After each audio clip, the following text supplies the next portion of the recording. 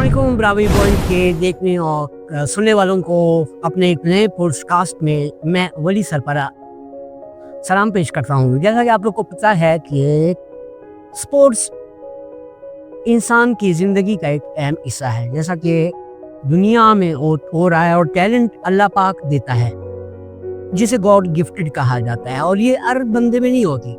जो अपने सलाहियतों को निखारता है या मेहनत करता है या कोशिश करता है तो अल्लाह पाक उनको उसी तरह रिवार्ड भी अता करता है। हम आज कोयटा में एक ऐसे खिलाड़ी से इधर आए हुए हैं जिन्होंने 6 माह पहले कतर में पाकिस्तान का नाम रोशन किया और वेट लिफ्टिंग के सिलसिले में पाकिस्तान का नाम रोशन किया, और बहुत अच्छे तरीके से, जिसकी पजीराई हुई दुनिया ने उसे पसंद किया। जैसा कि आप सबको पता है कि हमारे मुल्क में सिर्फ क्रिकेट को ही ज़्यादा अहमियत दी जाती है या इम्पोर्टेंस या इन्वेस्टमेंट की जाती है, मगर स्पोर्ट्स हम बराबर हैं और खिलाड़ी तो सभी एक होते हैं, खुदा करे चेस का हो, फुटबॉल का हो, क्रिकेट का हो, वेट लिफ्टिंग का हो। तो अब आए खिलाड़ी के यहाँ, हम आपको उनसे मिलाते हैं। अस्सलाम वालेकुम। वालेकुम सलाम। रशीद भाई क्या हाल है? शुक्र, आप खैरियत से हैं? जी हाँ, शुक्र। सर आप हमें बताएं अपनी बेसिक तालीम आप कहाँ से हासिल? सर मैं कोयटा से तालीम हासिल की और मैंने बीए किया है कोयटा से। तालीम मेरी कोयटा से ही बेसिक। ठीक जी हाँ। और ये यही कोयटा से की? उसके अलावा आपने और भी स्पोर्ट्स खेले हैं? ऐसे तो खेलते रहते हैं, मगर ये कि मेन इस पे था, मेरा जो ध्यान इस पे ज़्यादा था। ये पावर लिफ्टिंग और वेट लिफ्टिंग में फ़र्क क्या है? ये दोनों डिफरेंट है सर। डिफरेंट ये ऐसा है कि वेट लिफ्टिंग के अलग 2 स्टाइल है और इसमें 3 स्टाइल हैं। ठीक। उसमें स्नैच एंड जर्क होती है, और इसमें जो है पावर लिफ्टिंग में डेड लिफ्ट, चेस्ट और ये बैटल स्क्वाट इसको कहते हैं। ये 3 चीज़ें इसमें होती हैं। ठीक। और दुनिया में देखिए आप कितने ममालिक का विजिट कर चुके हैं? ये 3-4 ममालिक हैं।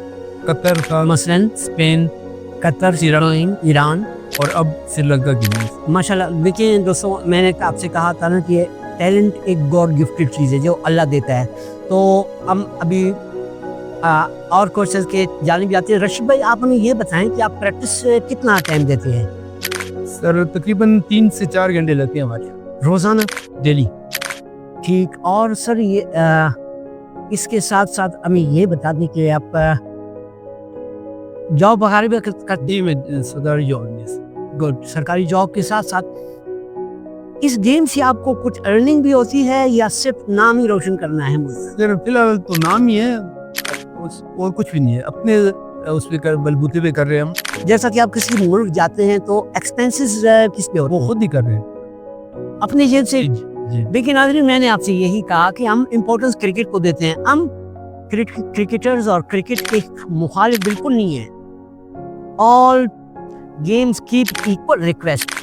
और जी नाज़रीन, एक और चीज़ जो कि मेरे जहन में है, जैसा कि आपको पता है कुछ अरसा पहले अरशद नदीम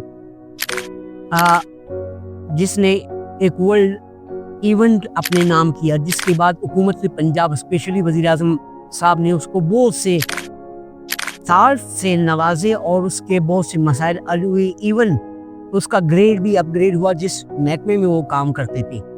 हमारे कहने का मकसद ये है कि ज़रूरी नहीं है कि हम किसी मिनिस्टर के पास जाए या उनको अपनी परफॉर्मेंस बताएं। स्पोर्ट्स डिपार्टमेंट का काम ही यही है कि वो हमारे स्पोर्ट्समैन पे नज़र रखें। अभी देखिए कितने अफसोस की बात है, एक बंदा 91 से एक स्पोर्ट्स में अपने जेब से, अपने सैलरी से खर्चा करके पाकिस्तान का नाम रोशन कर रहे हैं। रशीद भाई, आप जो मेडल जीत के आए थे, अनाउंसमेंट हुई थी? सर ऐसा है कि हम जब आए तो हमें एयरपोर्ट पे भी रिसीव करने वाला कोई नहीं था।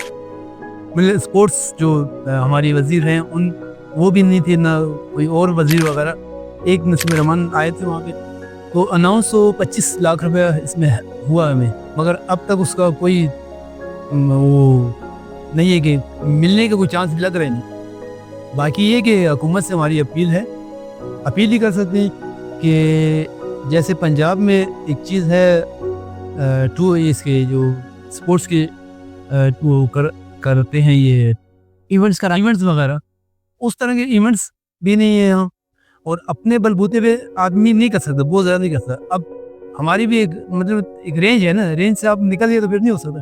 तो अब यहाँ तक पहुँचने में मैंने अपना वो किया, मुझे सूबे की तरफ से या किसी और तरफ से भी वो राय नहीं मिली। और दूसरा ये कि अपग्रेशन वो तो है ही नहीं है इसमें। तकरीबन 16 स्केल की वो मिलती है कि आप एशियन गोल्ड मेडल जीतिए, एशियन सर।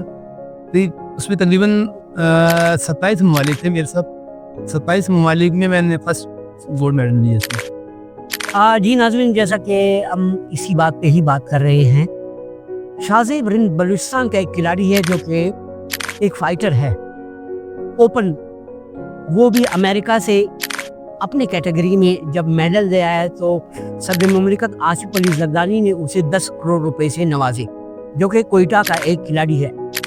हम खुश हुए, अच्छा हुआ, किसी की इंकरेजमेंट हो गई। हम चाहते हैं कि तमाम खिलाड़ियों की इस तरह इंकरेजमेंट की जाए।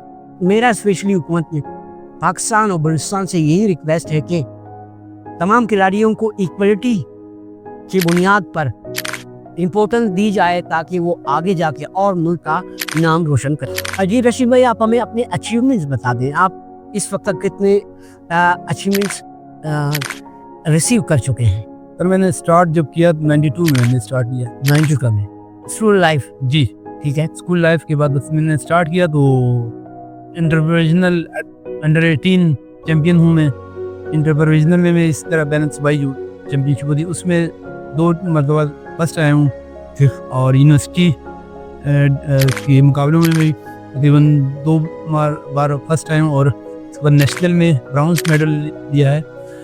फिर उसके बाद कुछ ऐसा छोड़ के फिर मैंने 2013 में दोबारा स्टार्ट लिया।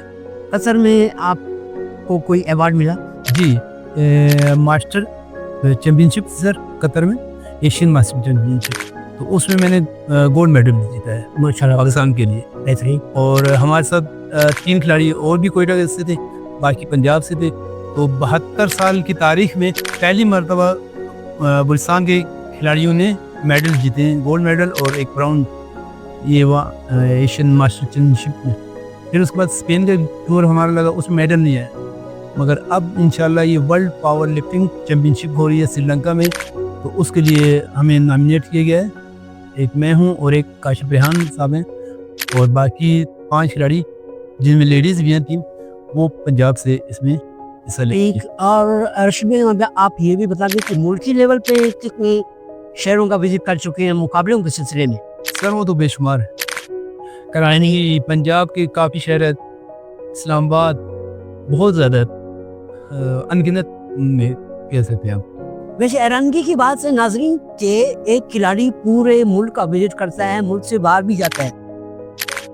हमारी सूबाई हुकूमत कितने पैसे रखता है स्पोर्ट्स के लिए, जिसकी मिनिस्टर है मीना मजीद साहिबा, और स्पोर्ट्स के लिए हमेशा कुछ इवेंट्स कंडक्ट करते रहते हैं। तो अभी आप खुद ही फैसला कर सकते हैं कि इन्वेस्टमेंट कहाँ पे हो रही है और पैसे कहाँ पे लग रहे हैं। रशीद भाई, आप कोयटा का एक और खूबसूरती भी ये है कि यहाँ के लोग मल्टी लैंग्वेज हैं, यानी एक बंदा 4-5 ज़ुबानें बासानी बोल सकता है। रशीद भाई, आप कितने ज़ुबानें बोल सकते हैं? 2-3। वो 3 ज़ुबानें क्या हैं सब? पश्तो भी है, सिंधी की भी गुजारा कर लेते, सिंधी याबी तो वो भी है, याबी इनको अपनी है, बट पश्तो वगैरह ये 4 ज़बानें हैं माशाल्लाह। और सर, आपका फेवरेट डिश क्या है? सर खाने में क्या पसंद है? राइस प्लस बिरयानी वगैरह।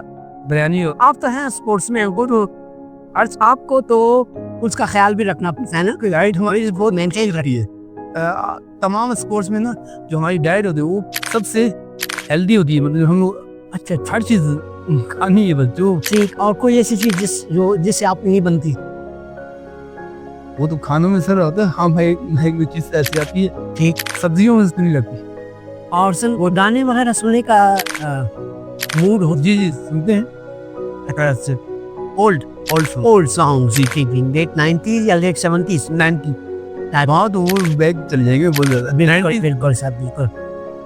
सर, प्रैक्टिस का टाइम हमने आपने हमें बता दिया, अच्छा हुआ। तो इंशाल्लाह अभी हम आपसे सब क्या उम्मीद रखें इंशाल्लाह आने वाले किस कंट्री के लिए आपका अगला नेक्स्ट स्टेप है वर्ल्ड मार्च चैंपियनशिप है वेट लिफ्टिंग की, पावर लिफ्टिंग नहीं। कब से है? वो सर अगस्त में है अगस्त में है। जी, ऑस्ट्रेलिया या न्यूजीलैंड के उसमें है, उसमें भी इंशाल्लाह।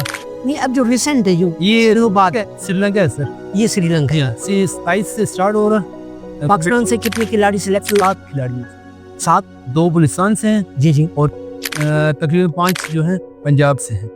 उसमें ज़्यादातर वो पुलिस के हैं, पुलिस से वो ताल्लुक़ रखते हैं। तो ये है 27 से 30 नवंबर तक है, फिर लगभग शहर कोलंबो में है सर। तो नाजरीन, ये थे हमारे उभरते हुए सितारे रशीद जद्दून।